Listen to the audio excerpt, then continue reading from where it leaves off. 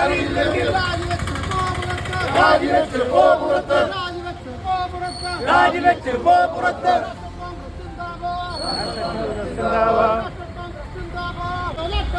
നിങ്ങളറിഞ്ഞോ നാട്ടാരെ, നിങ്ങളറിഞ്ഞോ വ്യാപാരികളെ, Kottayam medical കോളേജിൽ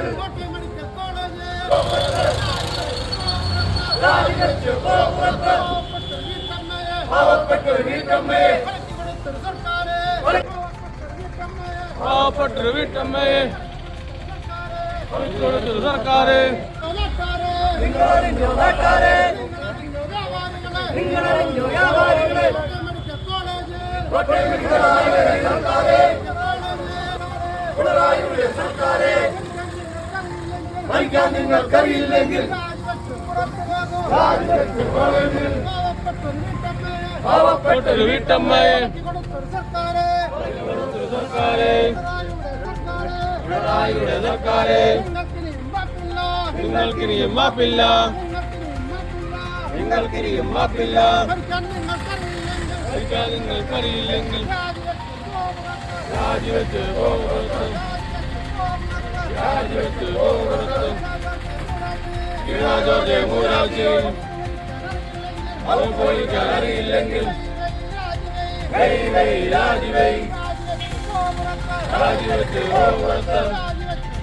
medical കോളേജിൽ അതിദാരുണമായ ഒരു സംഭവമാണ് ഉണ്ടായത്. നിങ്ങൾക്ക് എല്ലാവർക്കും അറിയാം. അവിടെ പഴക്കം ചെന്ന മെഡിക്കൽ കോളേജിൻ്റെ ഒരു ബ്ലോക്ക് കെട്ടിടം അതിൻ്റെ ഫ്രണ്ട് ഇടിഞ്ഞു പോയിരിക്കുകയാണ്. അപ്പം നിമിഷങ്ങൾക്കകം അവിടെ എത്തിച്ചേർന്ന ആരോഗ്യവകുപ്പ് മന്ത്രി വീണ ജോർജ് ഉപയോഗിക്കാതെ അടച്ചിട്ടിരിക്കുന്ന കെട്ടിടമാണ്, അതുകൊണ്ട് ആർക്കും യാതൊരു പരിക്കും ഏൽക്കാതെ രക്ഷപ്പെട്ടു എന്നാണ് പറഞ്ഞത്. ആദ്യം രക്ഷാപ്രവർത്തനം വന്ന ആളുകൾ ആ പരിസരമൊക്കെ പരിശോധിച്ചിട്ട് എല്ലാവരും തിരിച്ചതായ കേരളത്തിന്റെ ഏറ്റവും ആദർശനിഷ്ഠനായ മുൻ മുഖ്യമന്ത്രി ഉമ്മൻചാണ്ടിയുടെ മകൻ ചാണ്ടി ഉമ്മൻ കർശനമായി പറഞ്ഞു, അപകടം വന്ന സ്ഥലത്ത് ടോയ്ലറ്റ് നൂറുകണക്കായി ആളുകൾ ഉപയോഗിക്കുന്നുണ്ട്, അതിന് ചേർന്നൊരു വാർഡുണ്ട്, അവിടെ പലർക്കും പരിക്ക് പറ്റിയ ആളുകളുണ്ട്, അവിടെ ഒരാളെ കാണാനുണ്ട്, അവിടെ അന്വേഷിക്കണം എന്ന് പറഞ്ഞു. വളരെ പെട്ടെന്ന് മണ്ണുമാന്തി യന്ത്രമൊക്കെ ഉപയോഗിച്ച് അവിടെ അന്വേഷിച്ചപ്പോൾ ഇവിടെ ഇപ്പോൾ വീറിട്ട മുദ്രാവാക്യം ബഹുമാനപ്പെട്ട സംസ്ഥാന യൂത്ത് കോൺഗ്രസ് കമ്മിറ്റിയുടെ സെക്രട്ടറി വിളിച്ചതുപോലെ ബിന്ദു എന്ന് പറയുന്ന ഒരു പാവപ്പെട്ട വീട്ടിലെ സ്ത്രീ മരിച്ചു. അവരുടെ ജീവിത രീതികളെക്കുറിച്ചൊക്കെ ഈ ഇന്നലെ മുതൽ ഇന്ന് വരെ മാധ്യമങ്ങൾ ചർച്ച ചെയ്ത് നിങ്ങളെല്ലാവരും കേട്ടതാണ്. വെറും 300 രൂപയ്ക്ക് കൂലിപ്പണി എടുത്തിട്ടാണ് അവരുടെ കുടുംബം പോറ്റിക്കൊണ്ടിരുന്നത്. ഭർത്താവിന് ആരോഗ്യപരമായ ചില സങ്കീർണമായ പ്രശ്നങ്ങളുണ്ട്.